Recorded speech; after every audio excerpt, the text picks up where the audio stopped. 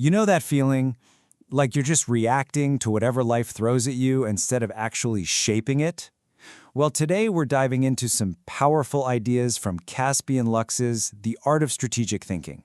We're going to explore how you can make that exact shift, from a life that just kind of happens to you to one you design on purpose. So let's just get right to it with this question. Think about your day, your week. Are you really in the driver's seat? Or does it feel more like you're a passenger, just being shuttled around by other people's priorities and endless to-do lists? If that hits a little close to home, hey, you're definitely not alone. That feeling is exactly what we're going to unpack. I mean, look around. The world is moving 1,000,000 miles an hour, right? So it's no wonder it's so easy to feel like you're just along for the ride. The real question is, how do you grab the steering wheel? Well, that's what this is all about. It's about making that crucial shift from passenger to architect. So what's the tool that lets us do that? It's called strategic thinking. And listen, the most important word there is discipline. This is not some magical talent that only a few people are born with. No way. It's a skill. It's a muscle you can build. It's a practical method for going from a life that just happens to a life you actually design. Okay, to really get what this means, let's look at a classic analogy. It's the story of two generals. And believe me, their stories, they show us everything we need to know about the difference between just acting and thinking strategically. Okay, so on one hand, you've got the tactical general. This person is a master of execution. They know exactly how to win today's battle. They're efficient, they're meticulous, they get stuff done. But then you have the strategic general, and they're playing a completely different game. They're obsessed with the why and the what if. They're not just looking at today's battlefield, they're studying the map of the entire war. Their goal isn't just winning a battle, it's about winning the whole war. And this is where it gets really dangerous for the purely tactical thinker. Because, as the saying goes, they might win every single battle only to lose the war. Think about that. All that effort, all those small wins.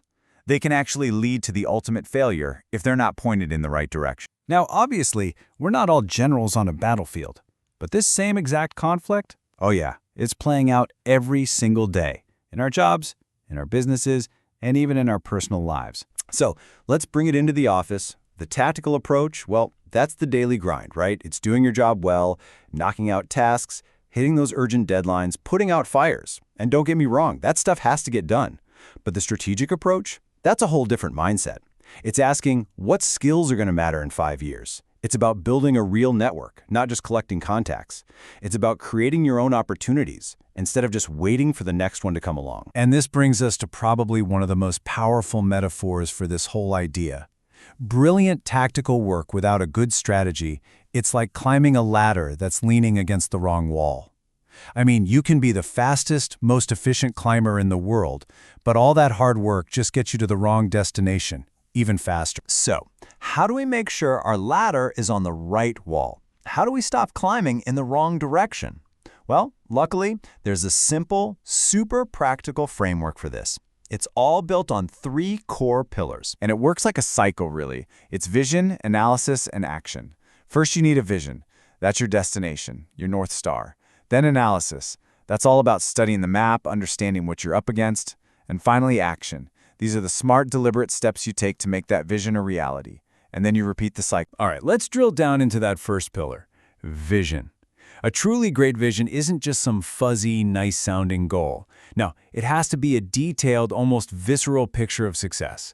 It should be inspiring, sure, but it also has to be crystal clear, so it can act as that North Star for all your decisions. It all comes down to answering one question. If we were wildly successful, what would our world actually look like? A perfect real-world example of this is Amazon. Their vision isn't sell a lot of books. It's to be Earth's most customer-centric company. You see how that's not about a specific product? It's a guiding purpose. That North Star drives everything. It drives the tactical choice to offer 2-day shipping, and it drives the massive strategic decision to build their own global logistics network. It all serves the vision. And that right there brings us full circle. This is the transformation we're talking about. When you use a framework like this, you can finally stop being a passenger just along for the ride and start being the architect of your own life, your own career. When it all comes down to it, strategic thinking is all about a fundamental shift. It's a shift from just reacting to the day-to-day to actively shaping your future. It's a shift from a life of random circumstance to a life of intentional design. And maybe most importantly, it's the shift from constantly putting out fires to actually building a solid structure that can withstand them. Now let's be super clear about something. This is not about choosing strategy over tactics. They're not enemies, they're partners. They have to work together. Strategy gives you the why, the direction. But tactics? That's the how, the execution that gets you there. A brilliant strategy without the tactical skill to pull it off, well, it's just a daydream, isn't it? So let's end by going back to that image of the ladder. We're all working hard. We're all climbing, every single day.